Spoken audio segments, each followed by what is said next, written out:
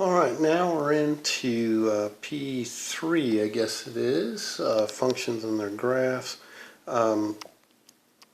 So one of the main things I want you to get here is composite functions. That seems to be something that students tend to have a hard time with. Let me see if I can get that to stop doing that.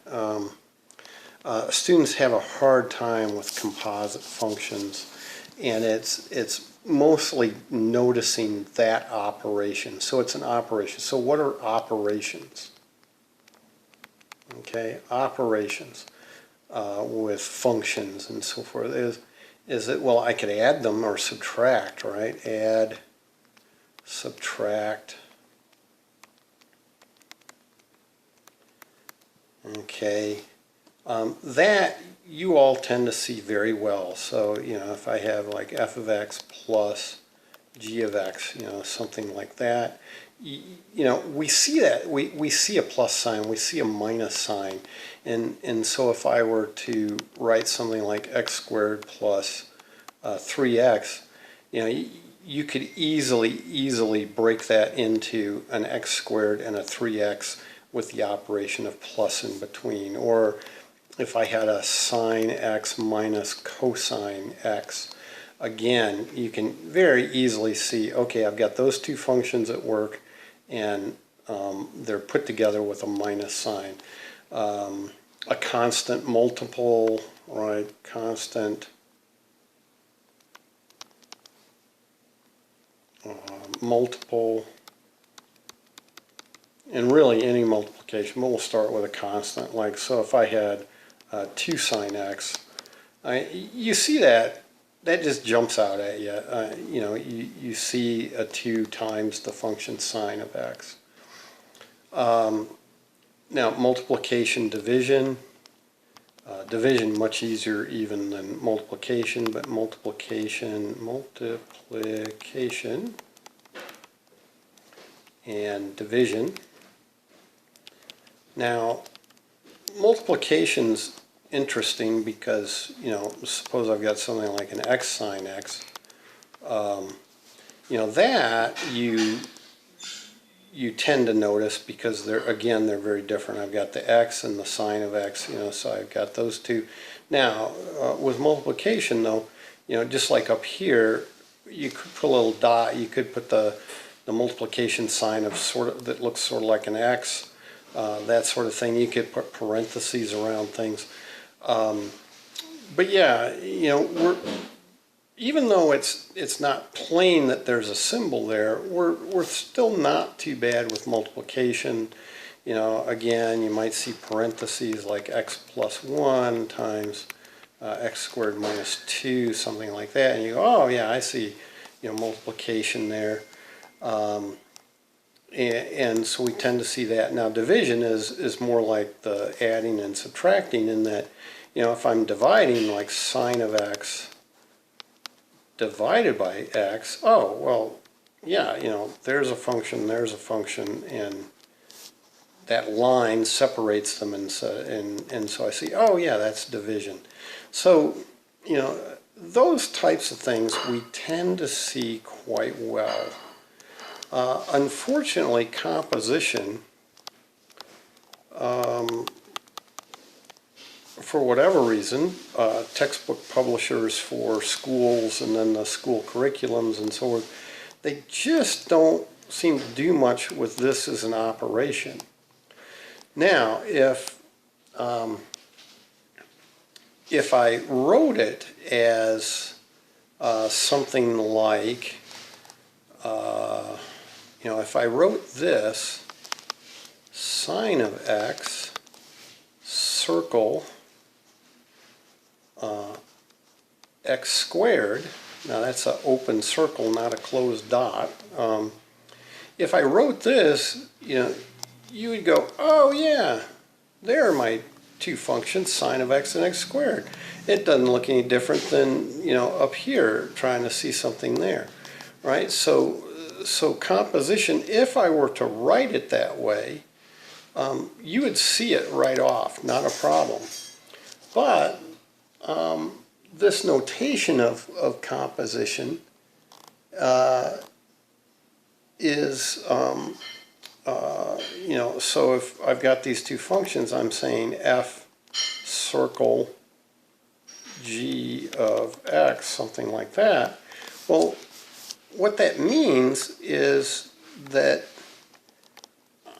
I'm going to take the answer for g of x and put that into f of x. And so in this case, what this thing here equals is sine of x squared. And so I have this composition where my two functions are, you know, sine of x and x squared. So, yeah, sorry about the scrolling. I just, like I say, the pen gets too close somewhere or something like that. But those are my two functions. But you see, it all looks like a function, and we don't really do much with this in you know, in high school and so forth.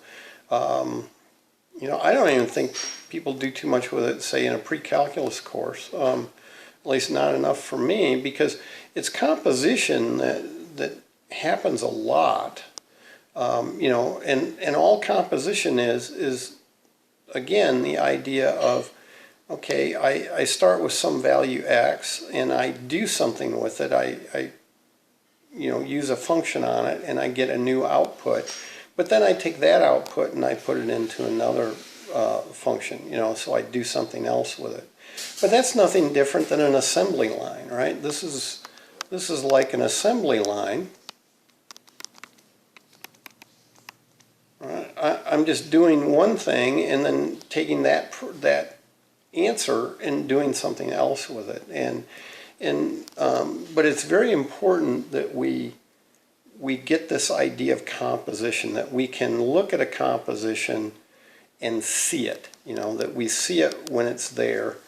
And, you know, and so, for instance, again, you might see something like the square root of x plus 1. Well, what's happened here? Well, I've started with x. I then created x plus 1. And then I took the square root of that answer. So I added 1 to my x, and then I took the square root of that answer. And so, as I decompose this, right, I would have the function square root of x and the function x plus 1. Now, you know, I think that also sort of bothers people, right, is, well, the square root of x, well, no, x is over here at x plus 1. If it helps any, what you might do when you think of this is take that inside function and use something else, and I'm going to suggest a u, so u equals x plus 1, and then what we do after that is we take the square root of u. And so actually give it some other letter like that. And so, you know, that may be something that you want to do. And again, with square roots and trig functions and so forth, it can be a little bit easier. But, you know, even, you know, say I have something like x to the 4th. Now, this is going to be pretty artificial, because I would say there's just a function. But remember that you could write x to the 4th as x squared squared. So in which case, if you thought of that as that composition, we had u equals x squared, and then we took that output and we squared it again, and we said u squared, something like that. It's kind of like back in your algebra days, solving quadratic equations and so forth. They gave you the hard ones. You know, they'd kind of try to make it fancy and do something like, hey, let's solve, and I'm not going to write it equals 0, but but you know, suppose I have some function f of x, and it's you know, 3x to the fourth plus 2x squared plus 1, something like that, and they say, oh, solve for x. Well, you know, in this case, what did you do? Well, you treated this x squared as just its own variable, say u, and so you see in this case, you know, what we could do is we could say, oh, the inside part is x squared, and then what we do with that is we take 3u squared plus 2u plus 1. And so you see we have one function inside another. And you know, it's not necessarily unique in that you know, if I had, you know, let's just take something like this x to the fourth, but let's go with x to the sixth, right? I could write that as x cubed squared, or I could write it as x squared cubed. So this idea of composition is not necessarily unique. You know, what's the inside and outside function? In this case, if I really had to go with something like one of these two here, you know, well, it would be my choice. I could go with either one and say that I have, you know, say this first one, x cubed, is the first thing I did, and then I put that inside the squaring function. Or, you know, I could do it here as the first thing I did was x squared, and then I put that inside the cubing function. And so there, you know, it doesn't have to be unique. We just want to, so here's the second page, and we just want to be able to find, you know, to notice these sorts of things. So, you know, if you're given something like, you know, sine of x squared plus 3, again, it's not unique. Probably what I would go with is that u equals x squared plus 3, and then, you know, I put that inside of sine of u. Okay, that would be my choice.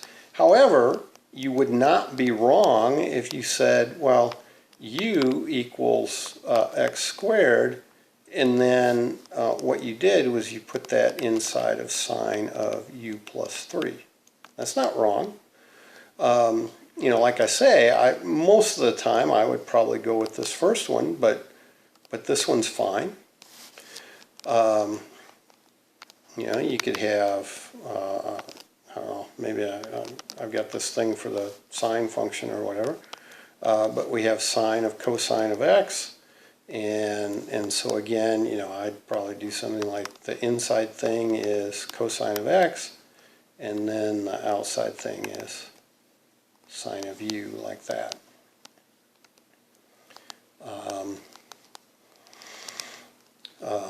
Again, you know, and so now it could get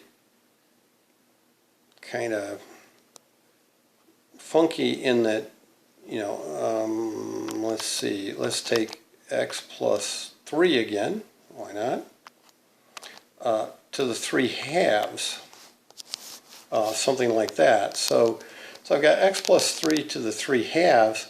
Now in this case, again, I would probably go with u is x plus 3, and then the outside part is u to the 3 halves. But since the 3 halves power actually could be written as the square root of x plus 3 cubed, I guess there's no problem with saying, well, u is the square root of x plus 3, and then we're looking at u cubed, or further, let's see, arrow, I guess, is what I've been doing. You know, or you could put the cube on the inside of that, so this you could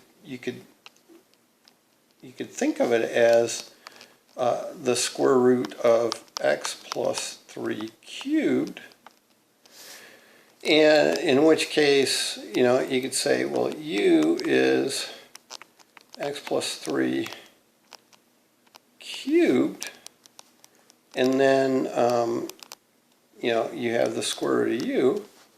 But notice you could even go a little further than that, in that you could say then that v is x plus 3, and so u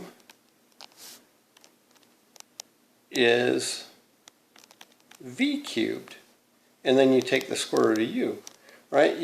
You could even think of this as 3 deep with any of these. Same thing with up here. You know, so it's not an exact science sort of thing. I mean, there's not a hard and fast rule as to, oh, this is the answer. It's the one and only answer.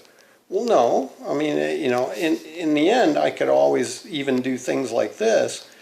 You know, suppose I have something like just x plus 3, and somebody says, well, write that as a composition. And I look at that, well, how the heck am I going to do that? Well, why can't I just say that my inside part is the identity, u equals x? And then I have u plus 3. Sure, I can always do that. I mean, that's not wrong. Sorry about that. You know, I don't know that it necessarily did me much good here. There are actually times when it can, but you know, okay, that's what I did. Or, amazingly enough, why couldn't I say u is x plus 3, and then here it's the identity function again, just u, instead of u plus 3 for the outside part. Sorry. My pen gets close to the bottom down here or something, and it just scrolls. Okay, so it probably makes you dizzy, but hey, you'll get over it. So this is the idea with composition. The best thing you can do is practice, practice, practice. So we'll try to give you that opportunity to practice. But it all comes down to that. I mean, the basic idea is pretty simple. It's one function inside another. You've seen that quite often. Just nobody has really brought attention to it for the most part. If your particular background in education has had that brought to your attention more, great. That's a fantastic thing. But generally speaking, what I find is it's just something people have not worked on in the past, and so you should really work on it now. And that is seeing a composition of functions when they happen. Okay, so there we go for that.